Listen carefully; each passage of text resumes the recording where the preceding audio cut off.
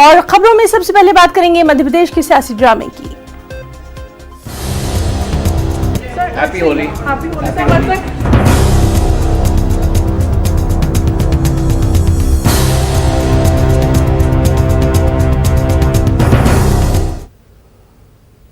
जी हां, एमपी में सियासी हलचल तेज हो रही है। आज ज्योतिरादित्य सिंधिया बीजेपी में शामिल हो सकते हैं और बीजेपी के 106 अरकान असेंबली को गुरुग्राम के मानेसर में ठहराया गया है। आईटीसी ग्रैंड भारत होटल में बीजेपी अरकान असेंबली मुकीम है। बताएं कि मध्य प्रदेश में चल रहे सियासी ड्रामे के बीच कांग्रेस के 22 अरकान असेंबली ने अपना इस्तीफा दे दिया है। इसके बाद कमलनाथ हुकूमत पर खतरे के बादल मंडराते नजर आ रहे हैं। हालांकि कमलनाथ मुस्तकिल अपनी अक्सरियत का दावा भी कर रहे हैं। उनका कहना है कि उनकी हुकूमत पूरे 5 साल की मुद्दत-ए-कार पूरी करेगी। वाज़ेह है कि कांग्रेस मेंबरान असेंबली की मीटिंग में 94 मेंबरान शामिल हुए। और वहीं ज्योतिरादित्य सिंधिया की रिहाइशगाह से हमारे रिपोर्टर ने यहां का जायजा लिया। होली के दिन में ज्योतिरादित्य सिंधिया बीजेपी के रंग में रंगते हुए नजर आए, लेकिन इस मामले पर औपचारिक तौर पर ऐलान बाकी है। वो ऐलान कब होगा इस मामले पर अभी तक कोई जानकारी नहीं दी गई है, लेकिन संभवतः 12 या 13 तारीख को औपचारिक तौर पर बीजेपी से बाकायदा जुड़ सकते हैं ज्योतिरादित्य सिंधिया। और इस वक्त में मैं उनके आवास पे हूँ, जो दिल्ली स्थित उनका आवास है, बाकायदा वो यहाँ पर देख सकते हैं। और यहाँ पर अब थोड़ी देर के बाद यहाँ से ज्योतिरादित्य सिंधिया यहाँ से निकल के कहीं कुछ एक महत्वपूर्ण बैठक के लिए जा सकते हैं। लेकिन अगर बात करें ज्योतिरादित्य सिंधिया की, अगर बात करें या मध्य प्रदेश सरकार की बात करें, तो वहाँ पर जिस तरह से कांग्रेस और बीजेपी दोनों अपने अपने नेताओं को बचाने का प्रयास कर रही है और सुरक्षित स्थान पर ले जाकर बाकायदा रखने की बात कर रही है। कांग्रेस के जो नेता हैं बाकायदा तमाम अपने विधायकों को लेकर जयपुर जा रहे हैं, तो वहीं पर मध्य प्रदेश से तमाम बीजेपी के जो नेता हैं, विधायक हैं, उसको दिल्ली स्थित पास में ही गुरुग्राम स्थित एक होटल में रखा गया है, जिससे कि वो सुरक्षित अपने तमाम जो रणनीति वो बना सके। तो कहीं न कहीं पूरा इस मामले की जो राजनीति का जो केंद्र बिंदु है ज्योतिरादित्य सिंधिया है। अब देखना लाजमी होगा कि ज्योतिरादित्य सिंधिया अपने साथ में और कितने विधायकों को बीजेपी में शामिल करवा सकते हैं। वीडियो जर्नलिस्ट कार्तिक के साथ शंकर आनंद, न्यूज़ 18 दिल्ली। और इस सब के बीच मध्य प्रदेश के सियासी ड्रामे के हवाले से बेहद अहम खबर कांग्रेस की जानिब से यह खबर है, जहां कांग्रेस अरकान असेंबली को खरीद फरोख्त से बचाने की कोशिश की जा रही है। और सबसे अहम बात यह कि आज कांग्रेस अरकान असेंबली को जयपुर भेजा जाएगा। जराये के हवाले से यह खबर है कि कांग्रेस अपने अरकान असेंबली को एक साथ रखेगी। जयपुर में किसी नामालूम मुकाम पर इनको रखा जाएगा। आपको ये भी बता दें कि बीजेपी कल रात से ही अपने अरकान को गुरुग्राम पहुंचा चुकी है। तो इस वक्त की ये अहम खबर, जिसमें अब कांग्रेस ने भी अपने अरकान असेंबली को खरीदो फरोख्त से बचाने की कोशिशें शुरू कर दी हैं। और जराये के हवाले से ये खबर है कि कांग्रेस अपने तमाम अरकान असेंबली को एक साथ रखेगी। ख्याल किया जा रहा है कि जयपुर में किसी नामालूम मुकाम पर अरकान असेंबली को रखा जाएगा। हमें ये बात नहीं भूलनी है कि जिस तरह से अशोक गहलोत को हम देखते हैं कि बड़ा ही उन्हें एक सियासी लीडर, कांग्रेस का कदावर लीडर माना जाता है, उसी के पेश नज़र ये हो सकता है कि तमाम जो अरकान असेंबली है कांग्रेस के, उनको जयपुर में रखा जाए। बहरहाल इस पूरी खबर पर लगातार हमारी नज़र बनी हुई है। इस सब के बीच आपको ये भी बता दें कि बीजेपी जो है कल ही अपने तमाम अरकान को गुरुग्राम के एक होटल में पहुंचा चुकी है।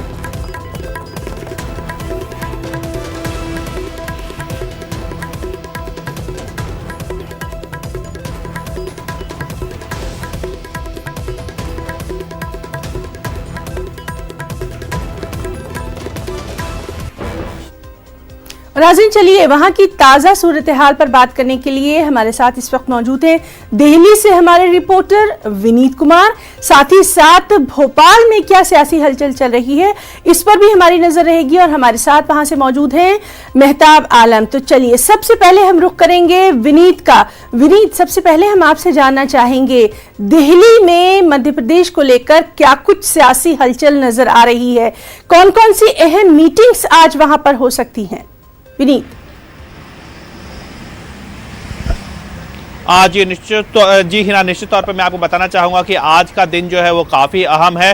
बहुत संभावना यह जताई जा रही है कि आज दोपहर बाद ज्योतिरादित्य सिंधिया बीजेपी में शामिल हो सकते हैं। इसके साथ ही साथ जब कल ही पार्लियामेंट्री पार्टी और जो केंद्रीय चुनाव समिति की बैठक है वो हो गई है और उन्हें बीजेपी उन्हें राज्यसभा से भेज सकती है और मध्य प्रदेश से अपना राज्यसभा का उम्मीदवार जो है वो ज्योतिरादित्य सिंधिया को बना सकती है। लेकिन उससे पहले राज्यसभा का उम्मीदवार जो बनाएगी उससे पहले ज्योतिरादित्य सिंधिया औपचारिक तौर पर बीजेपी में शामिल होंगे। इसके साथ ही साथ मैं आपको बताना चाहूंगा कि जैसे कि गुरुग्राम में जो दिल्ली से लगा हुआ है, गुरुग्राम दिल्ली से बहुत नजदीक है गुरुग्राम, वहां पर बीजेपी के विधायकों को रखा गया है। आईटीसी ग्रैंड भारत में वहां पर अपने बीजेपी के विधायकों को रखा गया है। तो हालांकि कोई शीर्ष नेतृत्व के जो है वो उनसे मुलाकात नहीं करेगा, लेकिन शीर्ष नेतृत्व की नजर जो है वो उन विधायकों पर बनी हुई है। साफ तौर पर बीजेपी इसके साथ ही साथ अपनी नजर जो है वो कर्नाटक पर जो कांग्रेस के बागी विधायक हैं जिन्होंने कांग्रेस से इस्तीफा दे दिया, उन पर भी अपनी नजर बनाए रखेगी। क्योंकि कहीं ना कहीं में कमलनाथ यह कह रहे हैं कि सब कुछ ठीक है और वह दावा कर रहे हैं कि अक्सरियत जो है वो उनके साथ है। लेकिन बीजेपी की पूरी कोशिश रहेगी कि जो बागी विधायक जिन्होंने इस्तीफा दे दिया था वो अपने इस्तीफे पर कायम रहे और मध्य प्रदेश में जो है बीजेपी की सरकार बन सके। जी विनीत, आपसे भी लगातार हम अपडेट लेंगे और कांग्रेस की जानिब से भी हम अपडेट लेंगे। इस वक्त हमारे साथ मौजूद हैं मेहताब आलम भोपाल से। मेहताब, सबसे पहले हम आपसे यही जानना चाहेंगे, रातों रात इतने बड़े फैसले नहीं लिए जा सकते हैं और ज्योतिरादित्य सिंधिया की अगर बात करें तो काफी मंझे हुए सियासी खिलाड़ी रहे हैं, काफी गौर फिक्र करने के बाद ही वो इस नतीजे पर पहुंचे होंगे। और खबरें ये भी आ रही हैं कि कहीं ना कहीं जो उनका एक सियासी पस मंजर रहा है उनके पूरे खानदान का, ये तमाम चीजें और उस सब के बीच में अचानक ये फैसला जो है मंजरे आम पर आना, तज्जिया चाहेंगे मेहताब आपसे।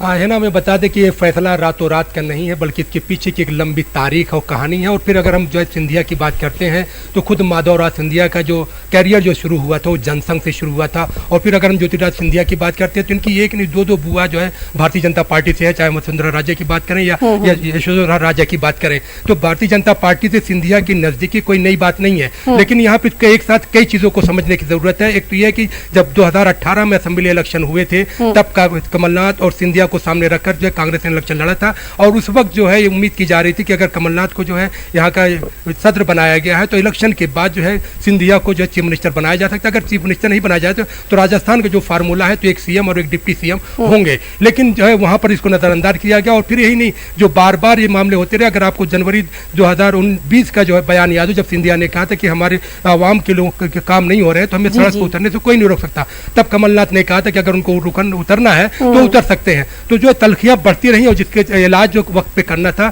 जिसका कांग्रेस ने इलाज नहीं किया और ये मर्ज जो है बढ़ता गया और मर्ज इस वक्त तक पहुंच गया जो कि सिंधिया ने कांग्रेस की इब्तिदाई रुकनियत से इस्तीफा दिया। लेकिन है ना, यहाँ पे एक बुनियादी बात समझने की है कि अगर सिंधिया ने कांग्रेस को छोड़ा है और भारतीय जनता पार्टी में वो जा रहे हैं तो उनका फायदा क्या होगा, जिसको समझने के लिए आपको सिंधिया घराना जो है और फिर राघवगढ़ घराना जो दिग्विजय जिसका ताल्लुक है, इसको 202 साल की तारीख को आपको समझना जरूरी होगा। 1816 में पहली बार इन दोनों घरानों के बीच में जंग हुई थी, जब दौलत राव सिंधिया और जय सिंह के बीच जंग हुई थी और दौलत राव सिंधिया उसमें कामयाब हुए थे और जय सिंह की शिकस्त हुई थी। उसका बदला ये कहा जाता है 1993 में जब कांग्रेस की दोबारा सरकार आई और ये समझा जा रहा था कि माधवराव सिंधिया जो राजीव गांधी के बड़े करीब हैं और अर्जुन सिंह के करीबी माने जाते हैं, वो जो है चीफ मिनिस्टर बनेंगे। लेकिन वहां पर जो है इनको अलग करते हुए इनको जो है दिग्विजय सिंह को जो मुख्यमंत्री बनाया गया था। और इस बार जो है ये उम्मीद की जा रही थी कि माधवराव सिंधिया की जिस तरह से शिकस्त हुई थी अब ज्योतिरादित्य सिंधिया उसका बदला ले लेंगे, लेकिन ऐसा नहीं हुआ। और कमलनाथ के साथ साथ जिस तरह से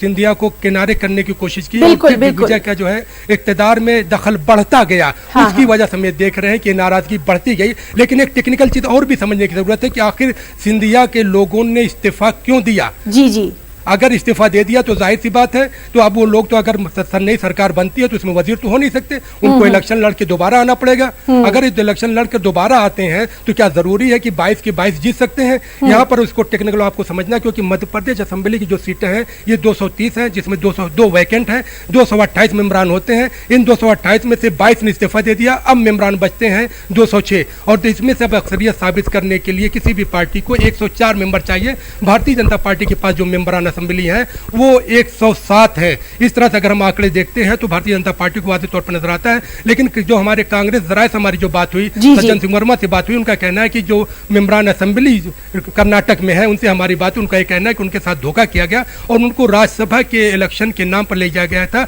और ही वजह है कि क्या कुछ होगा इस पर लगातार नजर बनी हुई है। मेहताब, आप हमारे साथ रहिए और आपसे हम बाद में ये जानेंगे कि आखिर कांग्रेस अंदरूनी तोड़फोड़ का शिकार जो रही है, इसका खमियाजा खुद कांग्रेस को ही उठाना पड़ रहा है। इस सब के बीच में विनीत हमारे साथ मौजूद है। विनीत, हम ये भी देख रहे हैं कि दोनों ही पार्टियां, चाहे वो कांग्रेस हो या बीजेपी हो, अब अपने अपने नेताओं को बचाने में लगी हुई हैं। और अगर हम होली की बात करें, जिस तरह से कल हमने देखा था कि पूरी तरह से मंजरनामा बदल गया था, इन तमाम चीजों को देखते हुए दिल्ली में अभी कौन कौन सी ऐसी अहम पार्टियां हैं जो वेट एंड वॉच की पॉलिसी अपनाकर रखे हुए हैं? विनीत। जी हिना, निश्चित तौर पे मैं आपको बताना चाहूँगा कि अब जो है सब अपने घर को दुरुस्त करना चाहते हैं। बीजेपी जो है वो अपने घर को दुरुस्त रखना चाहती है और चाहती है कि वहाँ से कोई तोड़फोड़ ना हो। वहीं पर कांग्रेस, जिसके घर में टूट-फूट हो गई है, अब वो चाहती है कि जितने भी बचे हुए विधायक हैं वो ना चले जाए। इसीलिए कांग्रेस की ओर से कवायद की जा रही है कि वो अपने विधायकों को जयपुर भेजेगी और बीजेपी ने अपने विधायकों को यहाँ पर हरियाणा के मानेसर में ले आई है। तो साफ तौर पर सभी अपने घर को दुरुस्त करना चाहते हैं। इसके साथ ही साथ मैं आपको बताना चाहूंगा हिना कि बीजेपी का साफ तौर पे कहना था कि जिस तरह से कांग्रेस में कह रही है कि बीजेपी तोड़फोड़ कर रही है, हॉर्स ट्रेडिंग कर रही है, बीजेपी इस आरोपों से इनकार कर रही है और साफ तौर पे कह रही है कि यह कांग्रेस का अंतरकलह है और अंतरकलह के कारण ही कांग्रेस में के जो विधायक हैं वो टूट करके आए हैं, उन्होंने अपना इस्तीफा दिया है। तो साफ तौर पर जो चाहे वो अंतरकलह हो, चाहे हॉर्स ट्रेडिंग हो, लेकिन जो अभी जो नंबर्स दिख रहे हैं वो नंबर्स जो है वो अभी बीजेपी के पक्ष में है। इसके साथ ही साथ मैं आपको बताना चाहूंगा कि ज्योतिरादित्य सिंधिया जो है वो अभी दिल्ली में स्थित है, मैं दिल्ली में है और ऐसा हम उम्मीद कर रहे हैं कि आज दोपहर बाद तक वो बीजेपी में शामिल हो जाएंगे। जी, तो आज का दिन जो है वो काफी अहम रहने वाला है मध्य प्रदेश के लिए। और मेहताब, एक बार फिर से आपके पास आना चाहेंगे। और वो ज्योतिरादित्य सिंधिया जिनको हमने पार्लियामेंट में देखा था कि अक्सर वो राहुल गांधी को मशवरे देते हुए भी दिखाई देते थे, अगर मैं गलत नहीं हूं तो कई बार बहुत मजबूती के साथ उन्होंने कांग्रेस की बात भी पूरे पार्लियामेंट में रखी है और बहुत सारे अहम मौकों पर हमने देखा कि वो कदम से कदम मिलाकर चलते रहे। लेकिन अब बहुत मुश्किल हो जाएगा खुद बीजेपी के लिए भी ज्योतिरादित्य सिंधिया को कहीं ना कहीं अपने में शामिल करना। कहीं ना कहीं बगावत की वो खुद बीजेपी में। मेहताब, यकीनी तौर पर बगावत की वो बीजेपी में इसलिए भी होगी कि जो है ज्योतिरादित्य सिंधिया को जिसने केपी जी ने जो हराया है, तो क्या उनका कद वहां पर बरकरार रहेगा, एक बड़ा अहम सवाल। और फिर जो भारतीय जनता पार्टी के जो लीडर पहले से वहां पर मौजूद है, जो मेहनत कर रहे हैं, अब उनके कैरियर को क्या होगा, इसको से यही डर है कि हमें देख रहे हैं जिस तरह से तरुण भनोट ने कल बयान दिया, मध्य प्रदेश के वजीर खजाना ने, कि भारतीय जनता पार्टी के जो लोग हैं, सिंधिया के जाने से जो उनकी नाराजगी बढ़ी वो हमारे संपर्क में है। तो अब हम देख रहे हैं कि दोनों पार्टी, चाहे भारतीय जनता पार्टी और कांग्रेस, दोनों के लग रहा है कि उनके यहाँ और तोड़फोड़ हो सकती है। यही वजह है कि भारतीय जनता पार्टी ने कल ही अपने मेंबरान असेंबली को गुरुग्राम में शिफ्ट कर दिया और कांग्रेस की मेंबरान असेंबली आज 10 बजे जो है राजस्थान में शिफ्ट करने की उनकी बात चल रही है। किसकी वजह है कि अगर आपको याद हो कि गुज़िश्ता साल जिस तरह से महाराष्ट्र में जो है सियासी ड्रामा चल रहा था, वहां पर जो है अशोक गहलोत ने एक बड़ा किरदार अदा किया था, यहाँ पर उनको शिफ्ट करने का मामला चल रहा। और 10 बजे सज्जन सिंह वर्मा जो कमलनाथ कैबिनेट के एक सीनियर वजीर है, उनके जो है कर्नाटक जाने की बात हो रही है कि वो नाराज मेंबरान असेंबली से बात करेंगे। उनका मानना है कि वहां से जो है जो 22 लोग गए उसमें से 15 से 16 लोग वापसी कर सकते हैं। अगर ऐसा होता है तो हम यकीनन जो है इनकी जीत हो सकती है, लेकिन अगर ऐसा नहीं होता है तो जो है हम ये देख रहे हैं कि जो कमल जो पंजे में दिखाई दे रहा है वो कहीं और पर खिलता हुआ नजर आएगा। मेहताब, इस सब के बीच में कांग्रेस को खुद एहतसाबी की जरूरत यकीनन बहुत ज्यादा हो गई है। यकीनी तौर पर खुद एहतसाबी इसलिए भी है कि देखिए 1.5 साल जो है, एक तरफ 15 साल की आप हुकूमत की बात कर रहे हो, 15 महीने की अगर हम हुकूमत की बात करें तो 15 महीने बहुत होते हो। 15 महीने में आपने चाहे आज़ाद मेंबरान असेंबली की बात करें, सपा की बात करें, बसपा की बात करें, आपने किसी को कुछ भी नहीं दिया। तो उन लोगों की नाराजगी बार बार निकल के आती रही है। आखिर इंतजार जो कमलनाथ किस बात का कर रहे थे। और फिर सिंधिया की बात करें तो सिंधिया के जो लोग थे उनको क्यों नहीं दिया गया। और अगर दूसरी बात होती है, अब ये कहा जा रहा है कि अगर सिंधिया राज्यसभा जाना चाहते हो तो हम देने को तैयार है। अब उनको प्रेसिडेंट पार्लियामेंट के भी होते देने को तैयार। लेकिन यहाँ पे एक बात जैसे मैंने पहले भी कहा कि समझने की जरूरत है कि अगर सिंधिया वहां पर गए हैं तो सिंधिया का अपना जाति फायदा क्या है, क्योंकि राज्यसभा तो वहां पे भेजा जा रहा है भारतीय जनता पार्टी, जिस तरह से खबरें आ रही हैं। और फिर अगर मरकज में वजीर बनाने का मामला है तो आपको याद होगा कि जब मनमोहन सिंह की हुकूमत थी तो सिंधिया 10 साल वहां पर 2 टर्म जो है कि मरकज में वजीर रहे, तो उनके लिए मरकजी की वजारत कोई नई चीज नहीं है, क्योंकि भारतीय जनता पार्टी भी सिंधिया को चीफ मिनिस्टर नहीं बना रही है। और फिर उनके 22 लोगों ने अगर इस्तीफा दे दिया है तो वो लोग भी जो है फौरी तौर पर मिनिस्टर बनने से रहे, इस बात को समझने की जरूरत है। यहाँ पे एक चीज ये भी है क्योंकि 13 तारीख को मध्य प्रदेश की राज्यसभा की जो 3 सीटें हैं उसके लिए नॉमिनेशन पर्चा दाखिल करने की आखिरी तारीख है। उस वक्त सामने अगर रखे तो हमें देखते हैं कि जो 206 मेंबरान असेंबली बचे हुए हैं 22 लोगों की इस्तीफा देने के बाद, इसमें जो है एक राज्यसभा की उसके सीट के लिए 22 मेंबरान असेंबली के वोट की जरूरत होगी, 52 की। अगर 52 की जरूरत होती है तो भारतीय जनता पार्टी को 2 सीट मिलना यकीनी है और कांग्रेस को 1 ही सीट मिल पाएगी। ये तमाम चीजों पर नजर रखने की जरूरत है और खुद जैसा कि आपने कहा कांग्रेस को खुद एहसास भी करने की जरूरत है। अगर कांग्रेस ने पहले ही कर लिया होता और कर्नाटका के नाटक से सबक लिया होता तो मध्य प्रदेश में आज ये दिन देखने नहीं पड़ते। जी विनीत, आपसे आखिरी सवाल करना चाहेंगे कि आज का दिन यकीनन मध्य प्रदेश के लिए काफी अहम है और साथ ही साथ उन तमाम लोगों के लिए भी जिन्होंने रिजाइन किया है, जिन्होंने अपना इस्तीफा दिया है, क्योंकि अभी वो भी अंधेरे में है। विनीत, जी निश्चित तौर पे मैं आपको बताना चाहूंगा कि मध्य प्रदेश की राजनीति के लिए आज का दिन जो है वो काफी अहम है। निश्चित तौर पर ऐसे लोग जो जिन्होंने इस्तीफा दिया, ज्योतिरादित्य सिंधिया जिन्होंने कांग्रेस से इस्तीफा दिया है वो बीजेपी में आ सकते हैं। साथ ही साथ ऐसे कांग्रेस के विधायक जिन्होंने अपने विधायक पद से इस्तीफा दिया है वो कहां जाएंगे, एक बड़ा सवाल यह है। लेकिन जिस तरह से बीजेपी ने कर्नाटक का प्रयोग किया था, कर्नाटक में येदियुरप्पा की सरकार जिस तरह से बनाई थी उसी तरह का प्रयोग मध्य प्रदेश में भी दिख सकता है और जिन विधायकों ने अपना इस्तीफा दे दिया है वो बीजेपी में शामिल हो जाएंगे। और जिस तरह का प्रयोग कांग्रेस बीजेपी ने कर्नाटक में किया था और वो सफल भी रहा था, और जिन विधायकों ने तो बहरहाल आज का दिन जो है वो मध्य प्रदेश के लिए और खुद दिल्ली के लिए काफी अहम साबित होगा और लगातार हम अपने नाज़रीन को तमाम तरह अपडेट देते रहेंगे। मेहताब आलम और विनीत, आप दोनों का बहुत बहुत शुक्रिया अदा करना चाहेंगे और लगातार अहम खबर पर नजर बनी हुई है। इस वक्त रुकना चाहेंगे एक छोटे से ब्रेक के लिए, जल्द लौटते हैं।